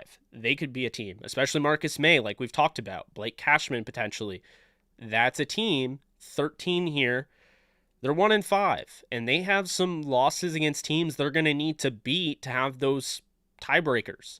They do have a win against the Titans, so it doesn't look like that's going to matter because the Titans are now 5-2. In addition to that, then you go into the 3-win teams. This is where I feel like you just don't really have any sort of... There's no argument for these teams to want to trade and sell at the deadline. The Patriots are in it now at 3-4. They had an impressive win. They scored 54 points this week. And on top of that, Mac Jones is playing the best of any rookie quarterback in the NFL. It's really not close. And so they feel good moving forward. Then you look, Pittsburgh Steelers. I've seen people throw out Devin Bush. Why would the Steelers trade Devin Bush? He's their future. They're not going to trade Devin Bush. I've seen the Steelers link to trading away Melvin Ingram. That doesn't make any sense. The Steelers are in it. The Steelers, before the bye, the Steelers were the 7th seed. The only reason the Browns passed them is because the Browns played this week. So that's something to keep in mind. So, no Browns, no Steelers, no Patriots. The Colts just came off a very good win against the 49ers on the road. They're not selling. So then the Chiefs and the Broncos. Broncos aren't selling. They already just showed you that they're not selling. They're going out and they're buying. They went out and they got Kenny Young. Okay? They're not going to be a team, and they're not going to trade Kyle Fuller because Kyle Fuller's a starter. They're not going to trade Kyle Fuller. So then the Chiefs. Chiefs have nothing I would want. Their defense isn't good. Their offense is struggling. And they're a team that would refuse defeat. They are going to fight tooth and nail to try to get back into it. We will see. I'm not ruling out the Chiefs to make a comeback at the end of the season and whatnot, but like I said, I don't think the team is good at this point in time. So then the NFC. Because of this top-heavy nature, you have 2 spots in the playoffs, the 6th and 7th seed. It's wide open, guys. It's weird. At this point in the year, you have a lot of AFC teams at the bottom of the pack that might want to trade. The Lions are the only team in the NFC that 100% I would guarantee that they would consider trading and selling because they're 0-7. But then you look at the New York Giants. Giants are in it. I'm not done with the Giants. They're 2-5. They just had a really nice win against Carolina. I'm not, a lot of their losses actually have come down to, close games and a lot of injuries, and they'll be getting Barkley back. So there's that. 14, the Philadelphia Eagles, they just traded away Joe Flacco, okay? They just traded away Joe Flacco. That's not selling. They traded away their backup quarterback. Or they traded away a third-string quarterback. I don't even think he was their backup. Maybe he was. Jalen Hurts is their guy. So they're not really worried about that. That's not selling. So no to the Eagles. Washington. If anything, Washington could be looking to buy at the deadline. If they feel like, okay, Ryan Fitzpatrick isn't working out because of the injury, and Taylor Heineke's not cutting it for us, and maybe they want to spark on their defense, This is a team that could be in competition with the Rams. They could go out and get a guy like Xavier Howard. They could go out and get a quarterback. They could do something. That's not a team I expect to trade. So then the Niners, that's an intra-division trade. That's not happening. So then, okay, Seattle, intra-division trade. That's not happening. Okay, well, what about the Bears? 3-4. That's not happening, guys. They're 3-4. They're still in it. I don't see them giving up on their players yet. And then on top of that, you have Atlanta 3-3, Vikings 3-3. You see what I'm saying? There's just not a lot out there. This isn't like years past where clear and obvious you had the eligible bachelors. You had Jalen Ramsey and all the issues with Jacksonville. You had Dante Fowler. You had Yannick Ngakoue. Okay? Notice all three of those guys came from the Jaguars. Ronnie Harrison also came from the Jaguars. You had those guys. You don't have those guys this year. It's not obvious. The obvious ones are gone. So I don't know. I don't know if there's going to be a trade. I'm just being honest with you. Just went through the whole league. The eligible bachelors, so to speak. The only ones that I could see being traded, Lions, Texans, Dolphins, Jaguars, Jets. That's it. 1, 2, 3, 4, 5. 5 teams. 5 teams in a 32-team league. Do you know why? Because this year's different. There's 17 games. Teams are going to feel more into it this year than years past. And if you have more than one win, you might not want to make a trade. So that's how I'm looking at it. I don't know what you guys think, but that's how I'm looking at it. So let's look. We'll go through each team. We'll look at the corners they have, maybe some linebackers and safeties. Okay, so let's start with the Jets. So the Jets, yes, please get to 200 likes if you can. Let's do this. Thumbs up if I'm adding any value to your day with this live stream. You're adding a ton of value to mine, so I really do appreciate that. Okay, so let's look. Bryce Hall. Would the Jets trade away Bryce Hall? No. Bryce Hall is a 5th-round pick from Virginia that they like a lot, and they're not going to trade him away. He's their starter, and he's molding into something. So a young team like this wouldn't be trading away a young player on a cheap deal that has multiple years of control. They'd keep him. He's probably part of the rest. So then you have Marcus May, right? Marcus May, he's an option. And if I'm not mistaken, I believe he is in a contract year. He's probably one of the most searched guys on Spotrac right now. So let's see. Marcus May. All right. So Marcus May is in. Okay, he signed a 1-year, $10.6 million deal. So Marcus May is on a 1-year deal. He becomes a free agent in 2022. That would be a win now move. I wouldn't love it. I would not love it. If they gave up a 1st, 2nd, 3rd round pick for a guy that's not going to be on the roster next year in all likelihood, would not love it. But Marcus May, I guess, is an option because he is on an expiring deal. He is 27. He's not super young. I mean, he's in his prime. He's not super young. He didn't just get drafted. He isn't cheap. Yeah, that's an eligible bachelor. The Jets could totally trade him. So that is a realistic player. Okay, let's go through the rest of the Jets roster here, okay? So we say no to Bryce Hall, yes to Marcus May. Ashton Davis, no. He is a recent draft pick. He is a future contributor. He is a starter. They are not trading Ashton Davis out of California. They're not doing it. So, no. Brandon Eccles out of Temple, no. Javelin Guidry, no. Michael Carter. So, really, none of these guys make any sense except for Adrian Colbert and Marcus May. But do you go after Adrian Colbert? No. He's 28, but he doesn't really do anything for the Jets. So again, the only guy that really moves the needle in the secondary is Marcus May. It's the only one that makes any sense. So anyway, the linebackers here, okay?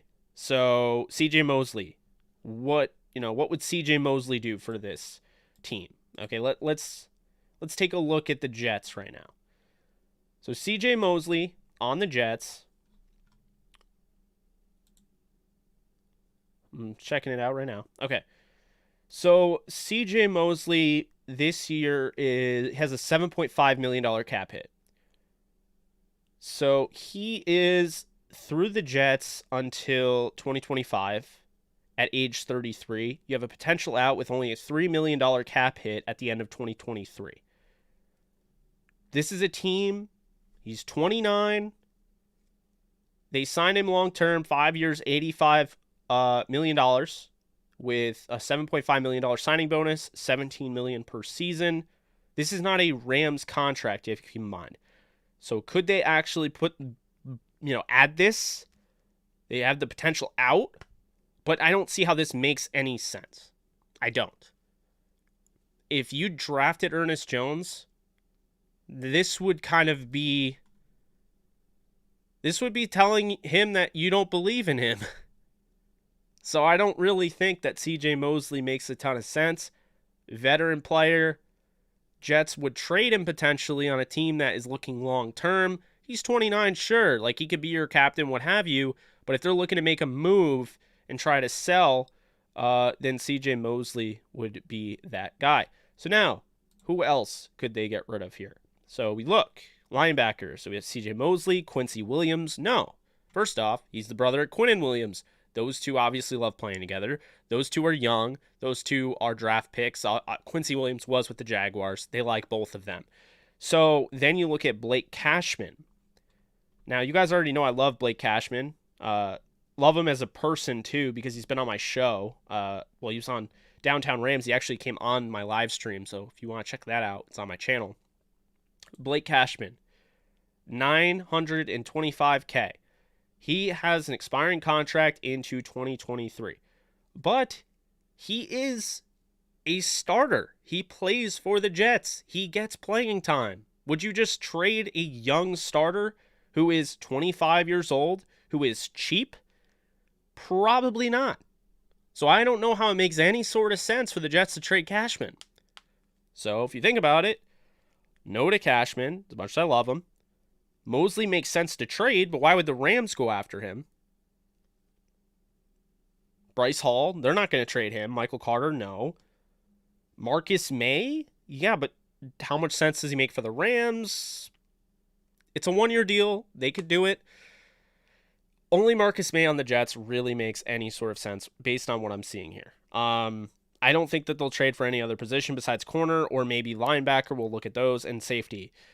This one, safety makes the most sense. The only one that would be appealing for the Rams. So Marcus May at safety, with the Jets. Okay, let's move on. Jacksonville Jaguars. Let's see their little depth chart here.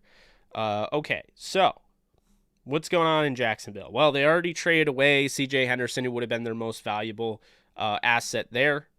C.J. Henderson, of course, is the draft pick that they had, first-round pick, disgruntled, ended up leaving. They traded him away to Carolina. So what could happen here? Well, you have Shaq Griffin, okay? Paid a lot for Shaq Griffin. How does his contract look? Let's take a look here. Okay, so Jacksonville Jaguars here. We got Shaq Griffin.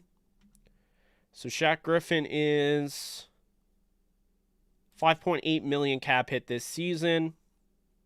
He was signed a 3 years, $40 million deal. It's only through 2024. He'll be 29 when his contract expires. There's a potential out in 2023, like I said with CJ Mosley, a $4 million cap hit. Excuse me. Next year, he would have looks like a cap hit of $16.5 million. That's not really great for the Rams. Again, the problem is a lot of these contracts aren't structured the way the Rams have contracts structured, so I don't know how much it would make sense for him. So because of that, Shaq Griffin, 26 years old, maybe he makes sense that the Jaguars want to trade him. But at the same time, why would they want to trade him if they just signed him to a 3-year, $40 million deal? That might be a guy that they would trade, though, if they're looking to trade anybody. Tyson Campbell they drafted, so no. Nevin Lawson, he doesn't really move the needle. Trey Herndon, no, he's out. Chris Claybrooks, no. So then you look at the linebackers. You have Miles Jack and Damian Wilson, and then Jihad Ward, and then Josh Allen. So obviously Josh Allen would be awesome. Why would they trade Josh Allen? They simply would not. So what does this come down to? Well, look. So right here, you would have Jihad Ward. Doesn't make any sense. He's not an inside linebacker. He's an outside. So then you have Damian Wilson. So does Damian Wilson add anything to the Rams? Well, he's 28 years old. He was signed a 1-year, $2 million deal. Makes no sense, right? The Rams, they have those guys. They don't need to go out and get Damian Wilson. So then what would be the case with their other linebacker, which is Miles Jack? Let's take a look at Miles Jack, since everyone keeps asking me about Miles Jack. Wanted them to trade for him a while ago. Has the same agent as Aaron Donald, Todd France. So Miles Jack, 26 years old. He signed a 4-year, $57 million deal in 2020, excuse me. And it expires in 2024 when he'll be 29 years old. There is no out in this contract. Basically the cap hit is a lot. It's $12.1 million this year. It's $13.1 next year and $13.9. Again, it's not like the Rams. These aren't based the way the Rams base their contracts. So because of this, it really doesn't help them, and it puts them in a vicarious position with the way they have the books structured. So this honestly wouldn't be a great trade for them either. Could they trade him? Yes. Miles Jack would make sense for the Jaguars to trade. Would it make sense for the Rams on the books? Probably not. The Rams don't want to pay linebackers a lot of money, and Miles Jack, to me, I think is a long-term asset for the Jaguars. He's 26 years old. He's not 29. Makes really no sense for the Jaguars to move on from him except just to get assets for him. But I also feel like with this team and this young quarterback in Trevor Lawrence, they're likely going to find another coach. They're going to build around him, and sooner or later they'll be competitive. So it doesn't make any sense to trade a player like that. So that's something to keep in mind. Okay, so Jacksonville, really the only guy that makes sense is Shaq Griffin. But why would you trade Shaq Griffin? I don't know. So I don't really love the idea of going out and trading anyone so far. Through the Jets, we had Blake Cashman, who really didn't make a lot of sense for the Jets, would make sense for the Rams. We had CJ Mosley, who would make sense for the Jets, wouldn't really make a lot of sense for the Rams. And we had Marcus May, who probably makes the most sense because of that 1-year deal. But I don't know if the Rams would actually take on that deal. And on top of that, I don't know if they're really looking for a safety. I know they've just been linked to him. So what else comes of this? Well, you look at the Miami Dolphins now, okay? Because the Jaguars is really just Shaq Griffin, the cornerback that was originally with the Seattle Seahawks. So Dolphins, let's look at this. Xavier Howard, how much does this make sense for the Dolphins? Well, in reality, does it really make any sense to trade a elite corner like Xavier Howard? We're going to talk about it now. So bringing up Miami right now, I agree with you. Ryan Rapp seems to play much better closer to the line. Totally agree with you there. Okay, so believe it or not, Byron Jones actually makes more than Xavier Howard. I already knew that, but now you guys do. So anyway, let's take a look at this. We have So Byron Jones, we're going to start off with. Would he make any sense? He's 29 right now. No one's talking about it, but he has potential out in 2023, $4.2 million. He's actually played better than Xavier Howard. I think he's better personally. I know everyone's going to be freaking out about that, but I think Byron Jones is awesome. Here's the thing. Byron Jones being 29 years old, being the fact that the Dolphins right now have 1 win, they don't know where they're going. I don't know if they have a trade in mind to go out and get Watson, but the time is running out. Can Watson save your season? I don't even know if Watson can play. We don't know. Is he going to be suspended? I don't know. They're 1-6.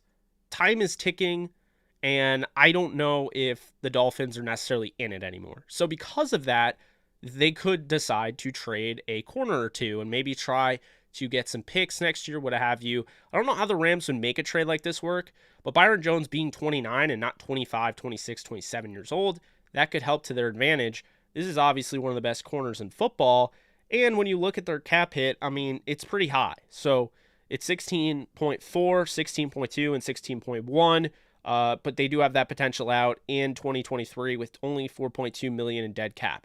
It's pretty good. That's an opportunity for the Rams. They want to get out of it. So is that an option? I'm going to say it is. It's not a likely option, but it is certainly an option if they decide to go that way. In addition to that, Xavier Howard, he's 28, and his cap is 15.1, 14.3, 13.4, and 12.2. Almost seems a little bit kind of like a Rams structured deal. Has potential out in 2022 of 9.5 million in dead cap. That means the Rams could cut him or trade him or what have you and get that dead cap at the end of 2022. So that's something there. At the end of his deal, he'll be 32. He's 1 year younger than Byron Jones. He signed a 5 year, $75.2 million deal. Is he an option? A little bit out of left field, but yeah, I think he's a little bit of an option. So then what else here? Okay, so you have Xavier Howard and Byron Jones. Options, not likely, but options. You have Justin Coleman, Nick Needham, Elijah Campbell, and Noah Igbenogany. I don't know what's going on with Noah Igbenogany, but he could be an option as well if the Rams wanted to try to revitalize his career. He's a former first-round pick in his own right, and he's been pretty much a healthy scratch every week, it seems like. He's 21 years old. He was drafted in the first round of the 2020 draft, and if they were willing to give up on him, maybe the Rams might go after him. I'm not even saying he'd be great, but hey, who knows? They have Javon Holland there. They have Brandon Jones. They have Eric Rowe, and they have Jason McCourty. Don't really think any of them make a ton of sense. Really just thinking Xavier Howard and Byron Jones would make the most sense. Linebacker, you have Jerome Baker, you have Brendan Scarlett, you have Landon Roberts and Andrew Van Ginkel, Duke Riley, Jalen Phillips. None of those guys make any sense for the Dolphins or for the Rams. So in reality, looking at this team, I would say Byron Jones and Xavier Howard, if they can make it happen, maybe Noah Igbenogany to try and get the most out of him. Similar to what they did with the guard that now starts at right guard for them, Austin Corbett with the Browns. Guy that was picked in the second round, 33rd overall. They gave up on him very early. Another team's trash, another team's treasure. And right now, he's arguably the best offensive lineman on the Rams at this moment. So, Miami. All right, first off, we go back here. In case you missed it, went through the Jets. The Jets, it was very simple. Marcus May. To make sense for both parties. I'm only going to talk about both parties. Okay, Marcus May is the only player that makes sense for both parties. I think C.J. Mosley helps for the Jets. I don't think he helps the Rams. I don't think he makes sense for the Rams. The books don't make sense. It hurts Ernest Jones. Doesn't make any sense. So then you have the Jacksonville Jaguars. Only the thing that makes sense there is Shaq Griffin, the corner. They signed him to a 3-year deal, probably thinking they'd be a little bit better than they are. They have one win. The Rams could use a corner. Maybe some, insurance in case they lose Darius Williams. Shaq Griffin there. In addition to that, the Dolphins. The two corners make sense. It's not a likely scenario. But if there's anybody that the Rams would want to trade for and anybody that Miami could trade, Byron Jones, Xavier Howard. That's it. That's all I'm going to say on that. So now we go to the Texans. So we're going to move on over to the Texans depth chart here. And we're going to talk a little bit about it. Who could be traded? Okay, so Terrence Mitchell. Not all that great. Not a big fan of Terrence Mitchell. Vernon Hargraves. I don't really see it. I don't think either of those guys are an option. I don't think that they really move the needle. So no. Justin Reed, does it even make sense for Houston to entertain that? Justin Reed is a 24-year-old safety who they found amazing value in the third round of the 2018 draft. He was considered a underdrafted and, very slept-on player in that draft class, and I don't see any reason why they would trade him now, seeing that he's 24. However, let's look at Spotrac and see what his contract situation looks like, because that is what is going to decide whether or not trading a guy like Justin Reed makes any sort of sense. So we look here, Justin Reed, he is a $2.6 million cap hit. He's not really taking up that much room, and his contract expires at the end of the year. So if the Rams, in a win-now predicament, wanted to go out and get Justin Reed, I'm checking both boxes off. This makes sense for Houston. If they don't feel like they can bring him back, they get something for him.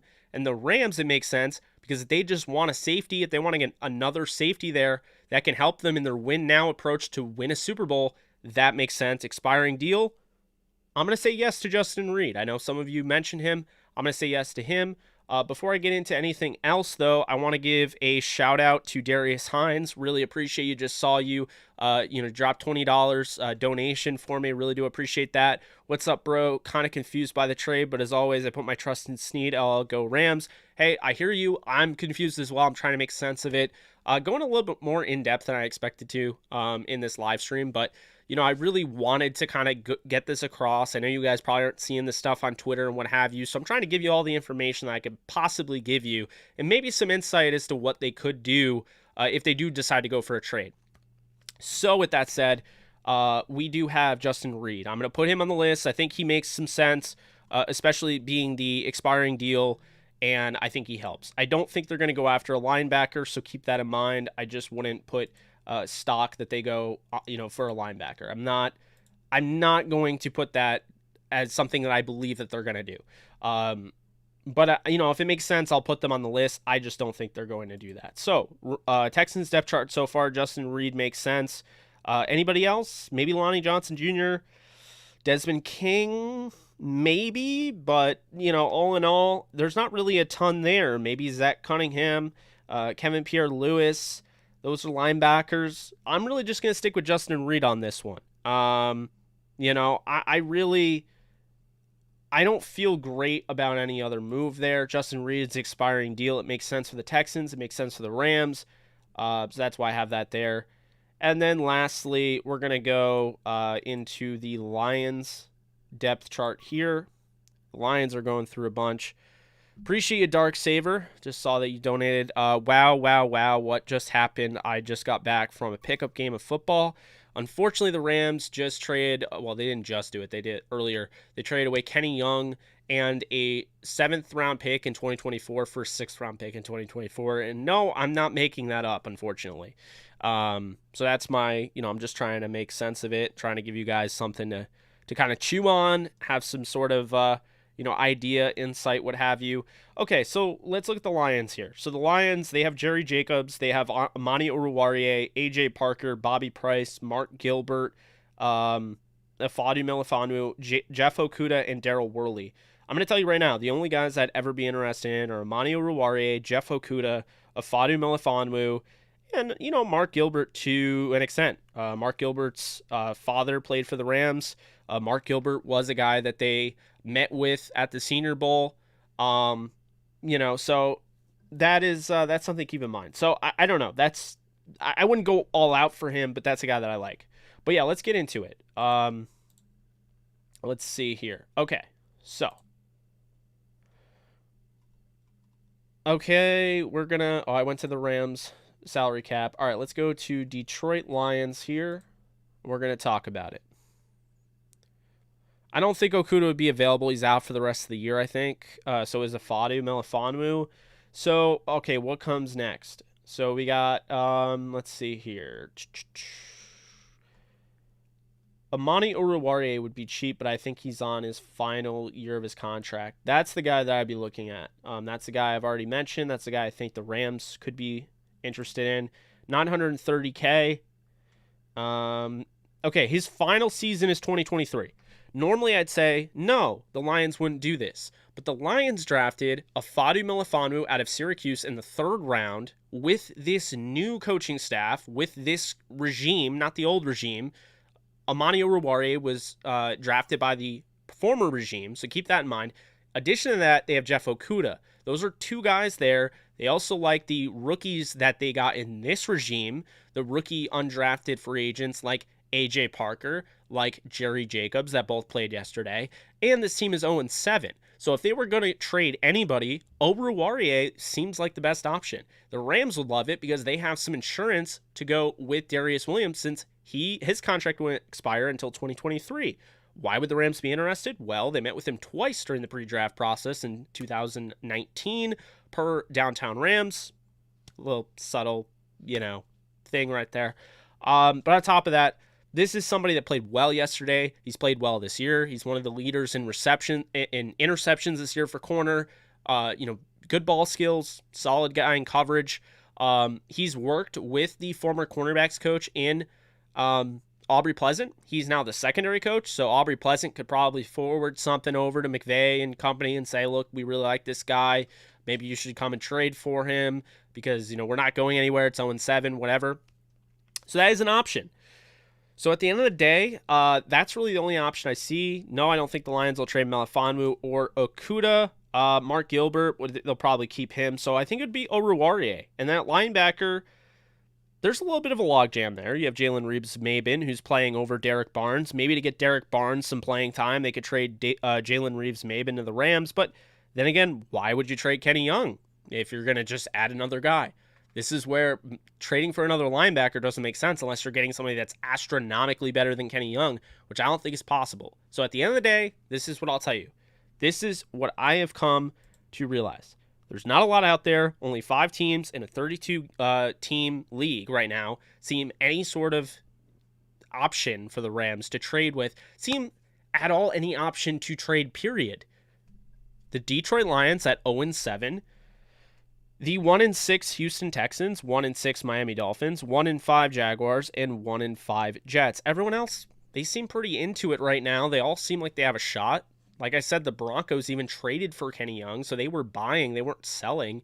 And so because of that, just kind of going through them, I felt like, the Lions, Amani Oruwariye makes the most sense if the Rams are going to trade for a corner on the Lions. If they're going to trade for anybody, makes sense.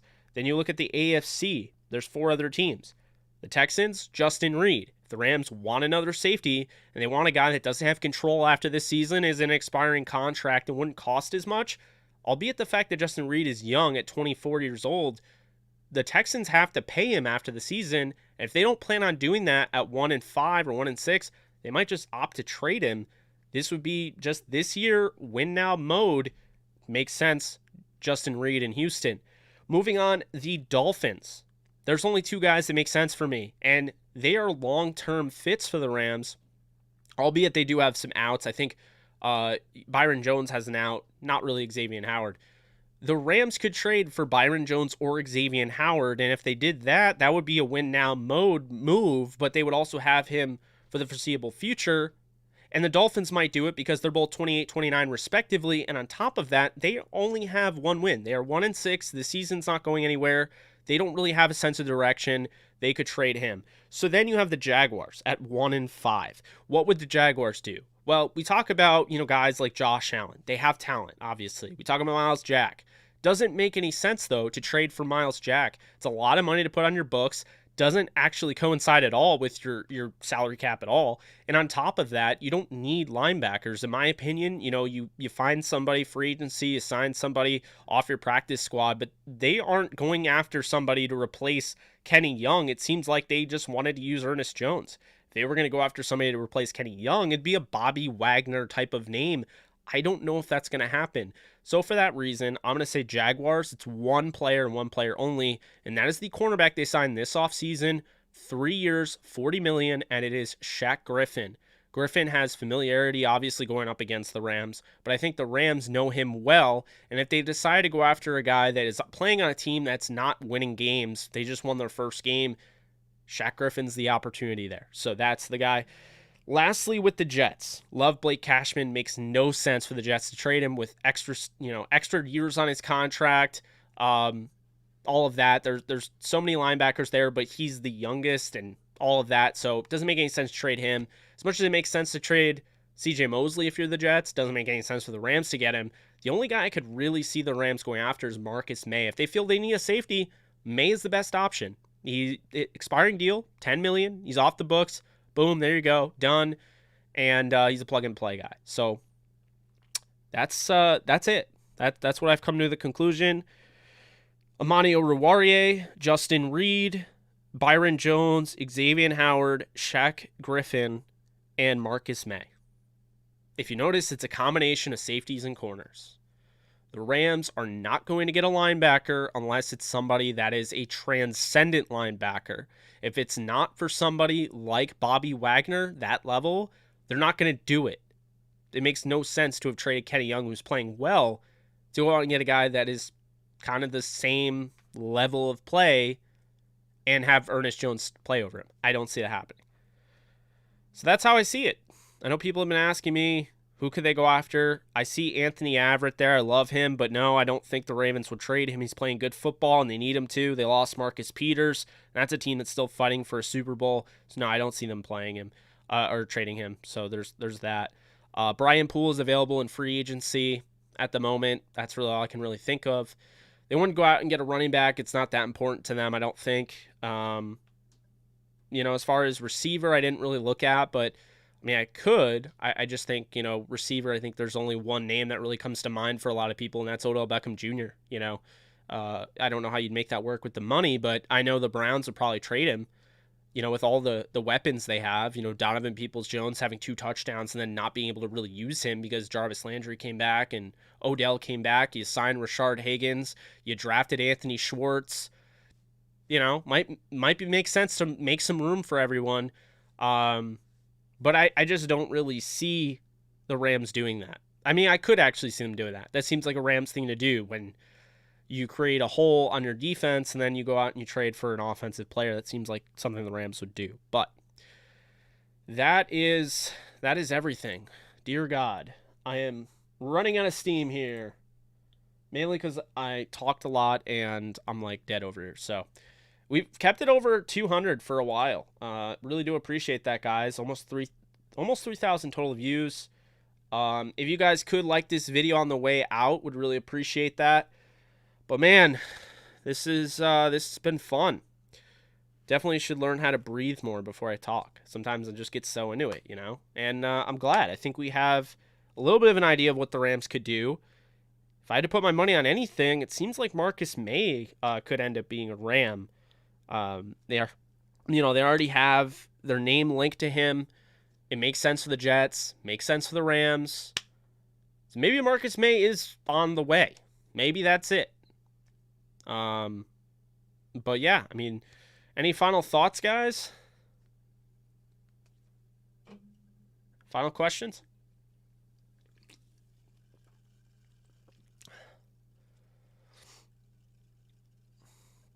Just what the Rams needed. More haters now, Kenny.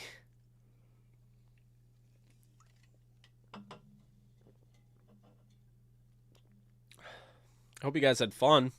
As much fun as I did. Rochelle is a sleeper. Give him a year. He will surprise you. Do as good a baller as they come. Just needs to develop. No, I love Rochelle. Rochelle, though, was drafted to be a long-term guy. Just like pretty much everyone in this draft except for Ernest Jones. Quick thought on tonight's game. I feel like the Saints are going to win. I like their defense. I think their defense is fierce, ferocious, whatever you want to call it. I think they're going to stop the run. I'm curious to see if Rashad Penny, coming off his IR, is going to have any sort of impact. He hasn't played in a while. This is his opportunity. If he's ever going to carve out a role there in Seattle, this is the time to do it. But, I think I have the Saints winning probably 27-17 tonight. I think the biggest issue with the Saints is they're a good football team. They're 4-2, all of that. But, I think what it comes down to, I know that sounds like an issue, right? Or sorry, 3-2. They're 3-2. And I know it sounds weird to say that's an issue, but the issue is that I don't think Sean Payton trusts Jameis Winston enough. That offense is not open up to him. They have not allowed him to test the field deep down the field enough. He threw 5 touchdowns in his first game. They had a bad game against Carolina. And then really since then, their offense has been really predictable. They use Taysom Hill a certain amount of times a game. They don't allow Jameis to test the defense. And so I think that's hurting them. And to be honest with you, it doesn't surprise me. There's a reason why Sean Payton was 7-9, 8-8, and 9-7 all those years with Drew Brees. We talk about him as one of the best coaches, but we never give, any sort of flack to him for having Drew Brees, who's one of the greatest quarterbacks of all time, and being relatively mediocre. I think he's, that Super Bowl win. If he didn't win that Super Bowl, how different is he than Jeff Fisher? That's what I'll say. But I do think the Saints win tonight. Seattle is starting Geno Smith. I thought Smith played really well against the Rams when he came in relief for Russell Wilson. I thought he played pretty solid against the Steelers, gave him an opportunity to win, went to, overtime. This game, I think, will kind of come down, to earth a little bit. 27-17. You have some really good cornerback play, obviously, out of Marshawn Lattimore. In addition, Marcus Williams playing really good football at the safety position. I think it's just going to be one of those games where they can't really establish the run, and so Geno is going to have to do more than he needs to do, more than he can do. I think the Seattle Seahawks will fall 10 points short, 27-17. So, yeah, that's what I would say there.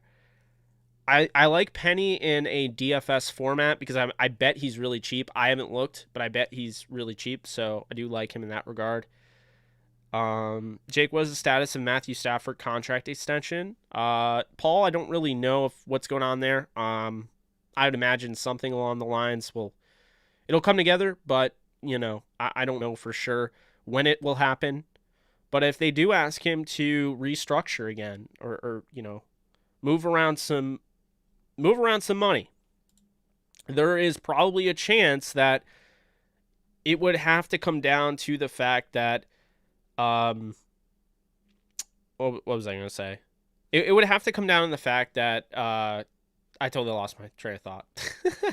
Oh, no. So if they asked Stafford to move some money, it would come down to the fact that Stafford probably wants some security long term. So that would probably lead to a contract extension being done. So if anything gets done, maybe we're looking at this a whole different way. Maybe they're not going to, make a trade. Maybe this is all about, freeing up some spot to sign Stafford. I don't know. I really don't.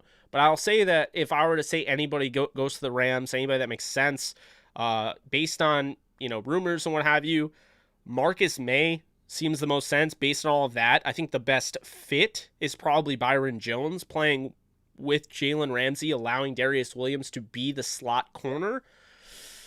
And I'm not going to lie, I would love Byron Jones or Xavier Howard or any of them. But I also don't want to spend a ton on the picks, so to speak, because I do think it's really important to develop these draft picks, especially if you miss. And they've missed on some picks lately. And I didn't really feel great that Tutu Atwell wasn't playing, being a second-round pick. So that is going to do it for me. Please be sure to thumbs this up before you leave. We're at 177 likes. Please be sure to like this thing. If we could get over 200, that would be really cool, but it's probably not going to happen before the end of this. But really would appreciate some thumbs up there. Yeah, we see 179. There we go. Guys, as always, really appreciate your support. $42 or $43 in chat revenue today. Really appreciate that. That stuff helps tremendously. Again, doing this, writing about the NFL, betting NFL stuff, and Downtown Rams. This is altogether my full-time job. This is my venture, whatever you want to call it.